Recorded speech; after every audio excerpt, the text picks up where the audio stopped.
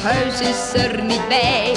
Geen mooie trouwpartij, geen bruidsboeket voor mij. Alle leuke jongens willen vrijen, maar het stadhuis is er niet bij. Wel vrijen, maar meer is er niet bij. De eerste op mijn lijstje, die heette Jan de Wit.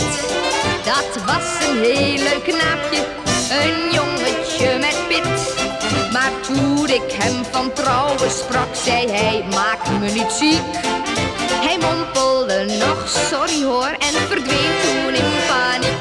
En alle leuke jongens willen vrijen, maar het stadhuis is er niet bij. Geen mooie trouwpartij, geen bruidsboeket voor mij. En alle leuke jongens willen vrijen, maar het stadhuis is er niet bij. Wel vrijen, maar meer is er niet bij. De tweede die kwam strikken was ene Wimpie Vos.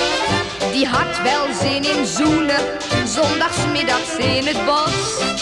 Maar toen ik over trouwen sprak, vroeg hij, ben je niet goed? En rende toen in volle vaart zijn vrijheid tegemoet.